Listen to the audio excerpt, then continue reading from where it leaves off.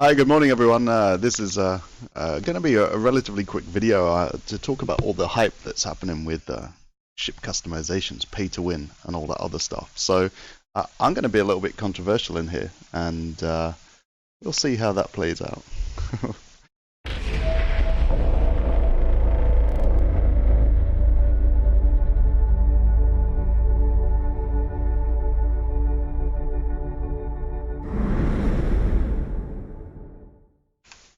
Okay, everyone. So let's talk about the customization, right? Ship customization, the origin celebration, and the launch of the new customization of ships that will cost you money.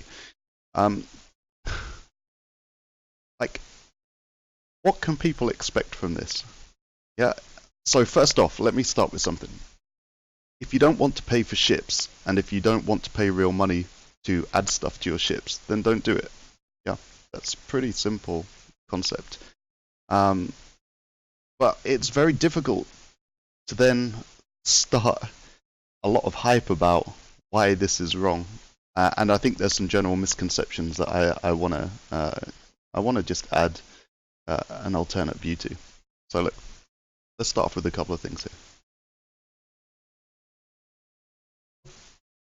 Okay, Board Gamer, yesterday in his AMA. I'll just play this back. I think. The monster. That's what it looks like anyway.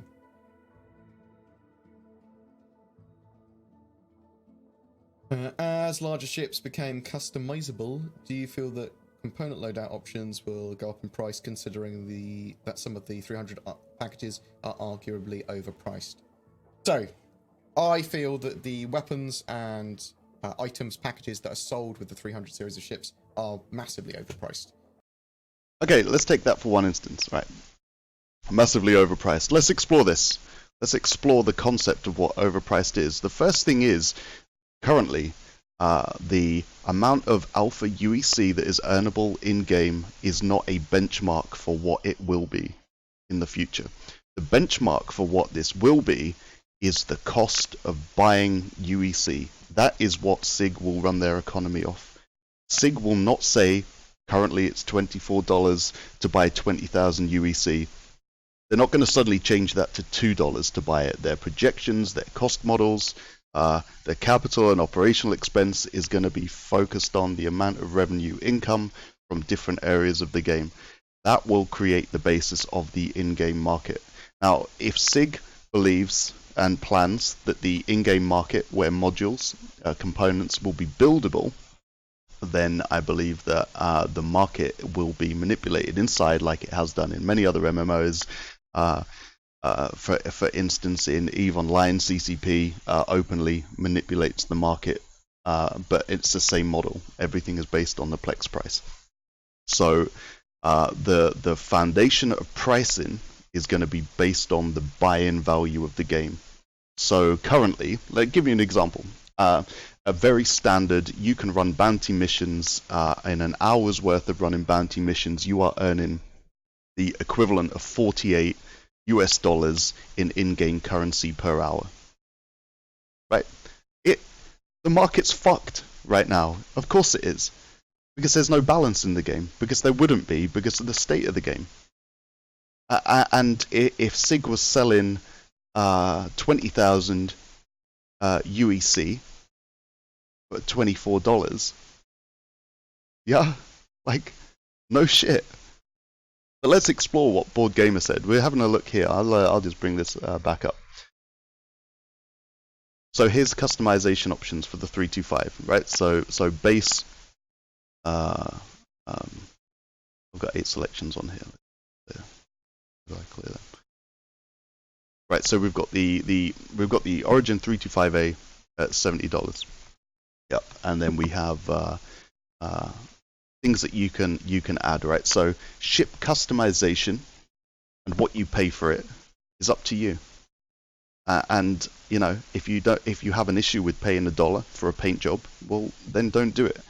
But for people who do want to do that, then that's cool. So we're just looking at this. So we've got customization options here. So just reset that.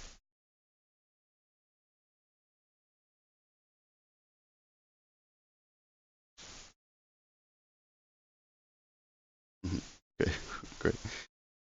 So let's go back and take a look. 325, let's customize. So if things like the color of it is important to you, just like the type of jeans you wear, or the type of color you have in your house, or the type of TV you buy, it's personal choice, and people will pay more. So that's part of the model that SIG are using, and I completely agree with that. And let's get down to here. So the controversy is about these weapon packages, and there's been a lot of comments taking place. The weapon packages are super overpriced. Well, it depends on what your benchmark is. The weapons packages are overpriced in comparison to the current earning potential in the game, not the ultimate value of UEC, which is clearly stated in cash terms on the pledge website. So let's take the most expensive one. This is 26. I've gone and changed my. Give me a sec. Do this in dollars for stability. Okay, here we go again. So let's take a look at this. This is a $29 package. What do you get? Okay, so the all stops and the beacon is what you get on the standard ship. So there's no value in them. The arresters, the dominators, the missile rack, and the 543 missile rack are what you get on the standard ship. Okay, there are no benefits in that. What you do get is 2 polar coolers. You get the S4 Omnisky and the S3 Omnisky. Okay, so let's just take a look at them on a price table. So we can see. So this is about you buying these in-game, right? So we get 2 of those for 8355 Alpha UEC. You also get the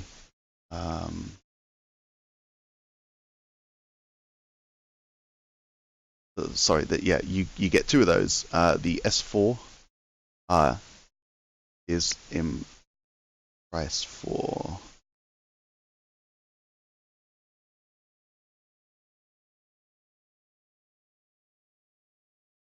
so you get 1 Omnisky.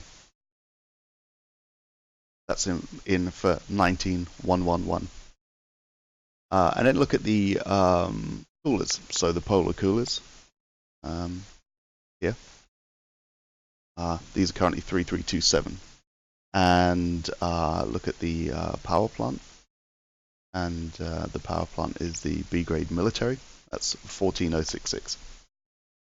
Right, so if you add that up, what you are buying for $29 is the equivalent of 56,501 Alpha UEC. If you look at what 20,000 Alpha UEC will buy you, 20,000 UEC is 24 US dollars. 24 US or 19 pounds 20 UK pounds and 1920 euro. Now, if you divide that, you're paying €1 for 833 UEC. So 56,501 would be $67.8 if you wanted to pay for it with credit. But of course, people are in game saying, well, I can earn $48 of Alpha UEC in an hour. Yeah, but that's today, and that won't be the ultimate. So when you buy this for $29, the $29 is more appropriate to what the future state of funding is going to look like, which will be based on the buying cost, the physical money cost of UEC, and the market will be adapted and adjusted for that, like it has done in every other MMO. So, Board Gamer, you're saying, dude, you're saying that, I love you by the way, but you're saying that these ship weapons are overpriced, but they're not. They can't be. They can't be on the very nature of the raw maths, and these prices will have been derived from the ultimate cost, which would be against the buying cost. SIG will not be able to go in and say suddenly in a year's time we're going to sell you 20,000 UEC for $10, unless it's a special or similar. So So there's that. Use the right benchmark for what it is that you're trying to benchmark. In-game currency today is not a benchmark. Physical currency cost that is used in financial projections, SIG as an organization, is a better benchmark. And then we have more of this stuff, like the funding saga continues. Real money doesn't really represent that in the game at all. So me, somebody who plays the game pretty regularly, can earn the items that you're buying for real money in the game incredibly fast. So the system's also unbalanced towards the player who is spending the money, which is... But it's not, is it? Because this is today. And where in the roadmap is there that there will be a complete market rebalance, which there will need to be based on supply and demand and in a future roadmap. So when you're buying into your weapons, and I'm not sponsored by SIG and I have nothing to do with them whatsoever, I'm just another player. When you buy your weapons, the one thing that you are doing is you are limiting the cost of inflation, which will naturally take place. You buy your weapons today at $29 in a year's time. With inflation, that will probably be $32 in 2 years' time. It will probably have increased. Balances take place in the game, then you could get cheap weapons. Which is also not fair. My main concern is that it just won't stop here. But it won't stop here, like has been demonstrated in every other MMO. That 2013 forum post is exactly that. It's just a forum post, and it's from 2013. And all I ask of Chris Roberts or anybody else that works at the company is to just address this. Yeah, so there we go. So there's lots of hype around this stuff. The issue is relating to what is currently seen in the gameplay, not what is the financial projection. So guys, look, use the right baseline. The baseline's not current market. In no game will you be able to earn $48 of in-game currency per hour. It doesn't work that way. It hasn't worked that way in any other game. In every other game, it's a grind. You will earn maybe $2 of in-game currency per hour, or you buy in. That's the way it is.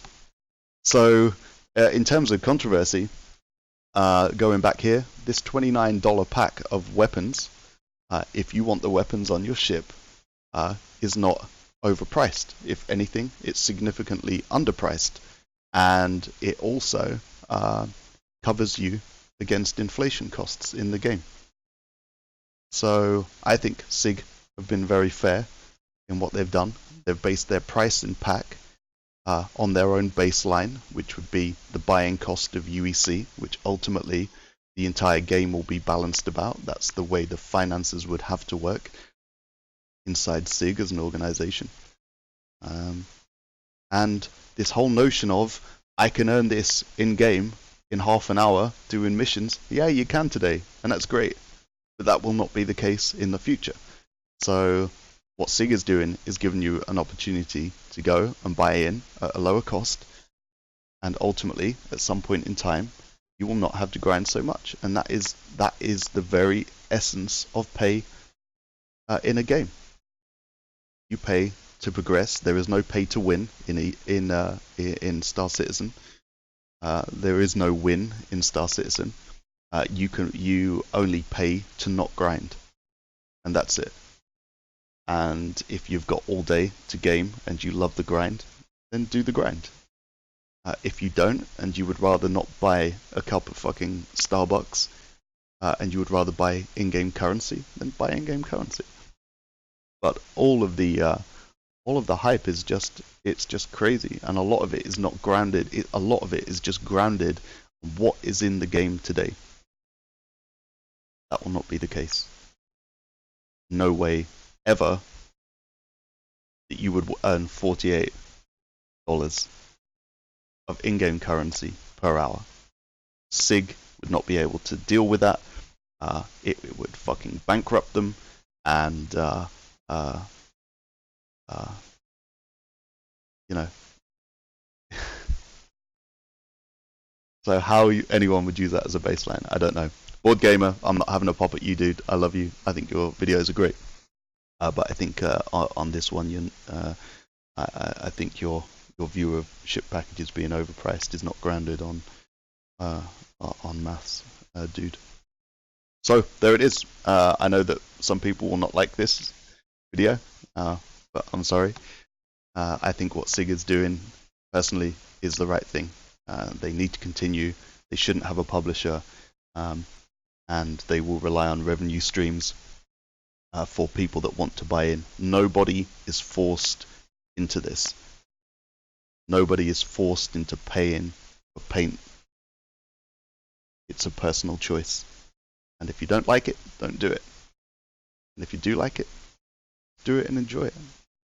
So, anyway,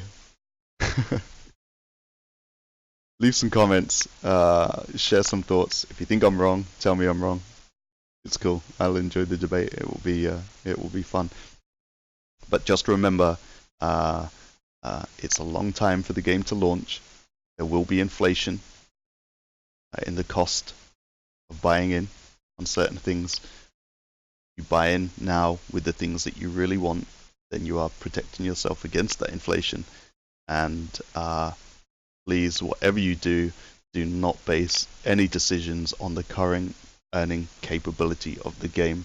It will be balanced, and it will be balanced against the incoming cash flow and the cash value of UEC. So, yeah, there's that. So, I hope you enjoyed it. I hope it might have been factual. Sorry if it sounds like a bit of a rant, but I just, everywhere you turn, so much moaning about it. And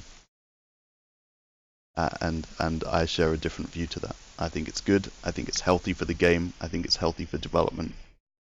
And I think SIG are being quite clever in designing against demand. There are customers who will want to buy expensive ship customization, and that's up to them.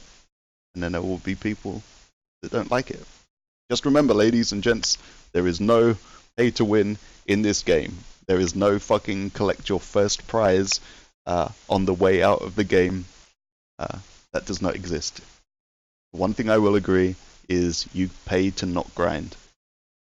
And that's good, and that's healthy for people too. So anyway, hope you enjoyed the video. 600i review going live later. Quick plug. And Board Gamer, dude, you can message me and share your thoughts or drop a comment or something like that. So, hope you enjoyed. Thanks so much for watching the video. I really hope you enjoyed it. YouTube's going to recommend you another couple here and here. I hope you enjoy them too. Hit the subscribe and like button. Maybe good things will happen. Catch you on the next one.